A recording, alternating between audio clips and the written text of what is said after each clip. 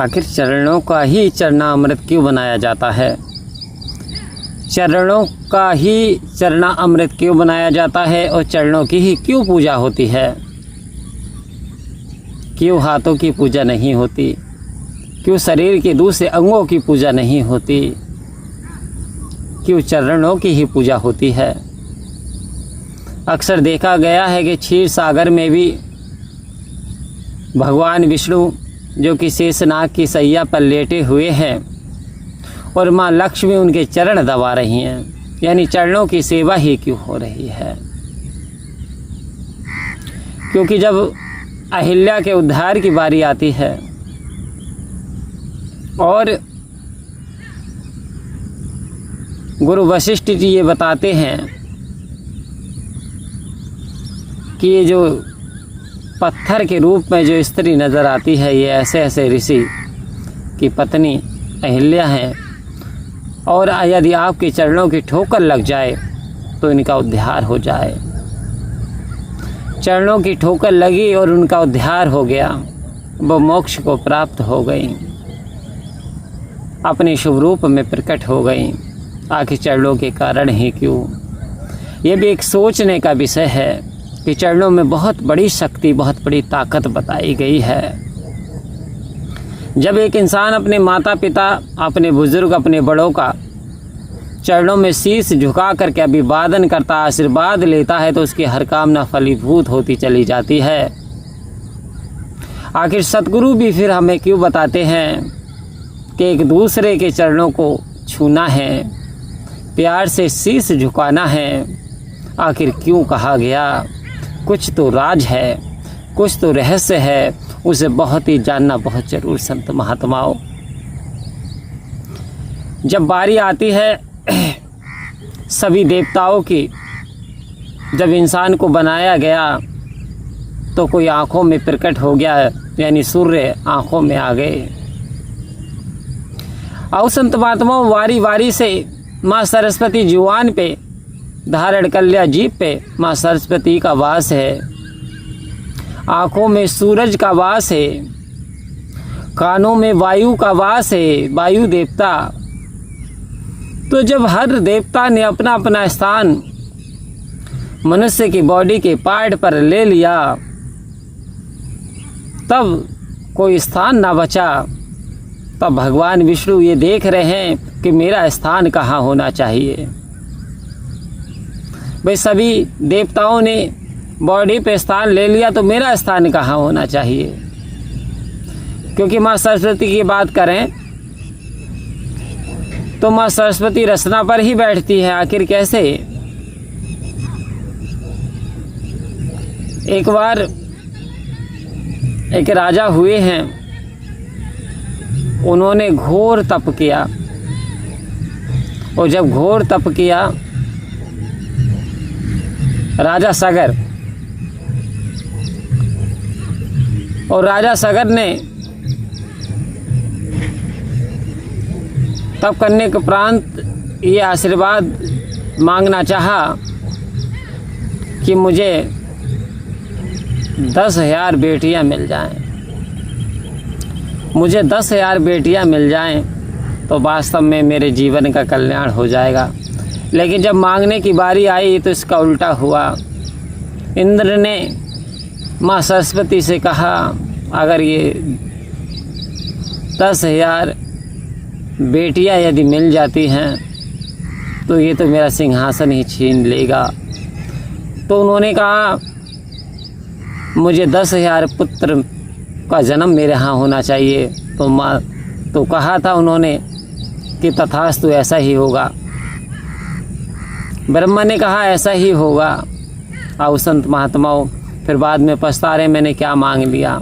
कह रहे वापस नहीं होता, जो मांग लिया सो मांग लिया। तो इसका मतलब रसना पे जो जीभ पे बैठी है माँ सरस्वती बैठी है। भगवान विष्णु ने कहा चरण बच्चे हैं तो चरणों में भगवान विष्णु का स्थान बताया जाता है। इसलिए चरणों का ही चरणामृत बनाया जाता है। और उस चरणामृत में इतनी शक्ति होती है क्योंकि स्वयं जहाँ भगवान प्रकट हो, जहाँ स्वयं स्थान वहाँ का चरणामृत बना करके उसका सेवन किया जाता है। और ऐसे ऐसे चमत्कार चरणामृत से हो गए हैं संत महात्माओं। क्योंकि नाभिक ये कह रहा है, जब भगवान श्री राम, माँ सीता, लक्ष्मण आए हैं नौका में बैठने, आए हैं नदी पार कराने के लिए कह रहे हैं, तब केवट कह रहा है, प्रभु मेरी छोटी सी नाव, तेरे जादू भरे पाँव, कहीं ऐसा ना हो उस नारी की तरह, अहिल्या की तरह मेरी नाव भी उड़ जाए और वो भी स्वर्ग को चली जाए, तो फिर वो मैं कमा करके क्या खाऊंगा? मेरा तो गुजर बसर इसी नाव से होता है, सो मैं आपको पार नहीं करा सकता। भगवान कहते हैं, भाई पार करा दे, उसके बदले तू हमसे आभूषण ले ले, उसके बदले मन माफिक मुराद जो चाहे वो ले ले। परंतु वो मना कर देता है। फिर वो एक शर्त रखता है, कहते प्रभु मेरी एक शर्त है। बोले क्या शर्त है? बोले बताओ। कह रहे पाँव जादू में है, मैं पहले इस जादू को ख़त्म करना चाहता हूँ। भगवान श्री राम मुस्कुरा रहे हैं, कह रहा पैर में जादू है, मैं इन जादू को ख़त्म करना चाहता हूँ। बोले कैसे? बोले पहले मैं आपके चरणों को धोऊंगा, धो करके आपका जादू ख़त्म करूँगा, उसके बाद आप बैठ जाना। दूसरी शर्त यह है, आज मैं आपको पार करा रहा हूँ और कल जब मैं आपके धाम पे आऊँ तो आप मुझे पार कर देना प्रभु, मेरी इतनी सी इच्छा है। भगवान श्री राम मुस्कुरा रहे हैं, समझ गए प्रयोजन। जादू क्या, वो जानता था चरणामृत में कितनी बड़ी ताकत होती है।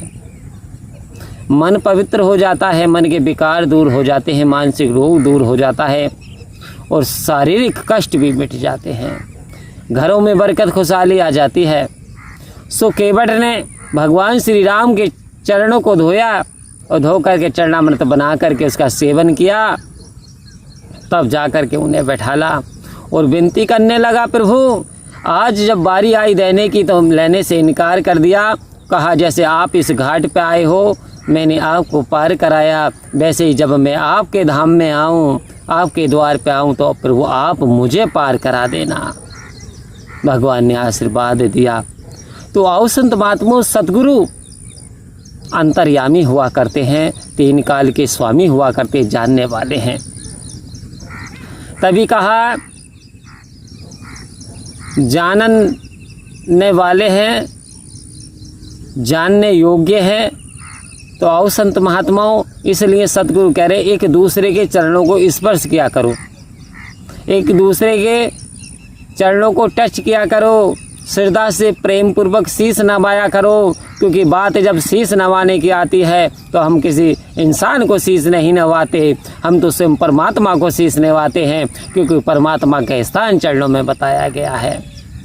वैसे तो गॉड इज एवरीवेयर, पर परमात्मा प्रत्येक जगह है, परंतु बताते हैं जब चरणों की सेवा की बात आती है तो वास्तव में हमारा अहम भी मिट जाता है और हमारा वहम भी मिट जाता है और हम पे ईश्वर की कृपा बरसने लगती है जब हम वचन का पालन करते हैं। तो आओ संत महात्माओं, सतगुरु का एक एक वचन लाखों करोड़ों रुपयों से भी यानी हम कीमत नहीं आंक सकते इसकी, बट सतगुरु के वचन पे चल पाए तो जीवन सुधर जाता है, जीवन सफल हो जाता है। क्योंकि कहा सतगुरु के वचन पर चलना है मुश्किल, मगर चलने वालों ने पाई है मंजिल। तू चलना मेरे मन गुरु के सहारे और यहीं मिलेंगे तुझे भी किनारे। यहीं पे वो किनारा मिलेगा जब हम सहारा सतगुरु का लेकर के चलेंगे, वचन मानेंगे। क्योंकि वचन मानना ही भक्ति है, रजा में रहना ही भक्ति है, सतगुरु के इशारे को समझना भक्ति है। तो बारी बारी जाए सतगुरु पे, जिन्होंने हमारा जीते जी उद्धार कर दिया, जिन्होंने हमें ब्रह्म ज्ञान की दात दे करके हमारी आत्मा का कल्याण कर दिया, ऐसे सतगुरु का बार बार शुक्रिया ना अदा किया करो। यदि धन धान्य सुख संपत्ति चाहते हैं, यदि जीवन का कल्याण चाहते हैं तो सतगुरु की रजा में राजी रहना सीख ले। आओ संत महात्माओं, परम प्यार से बोलिए धन्यवाद जी।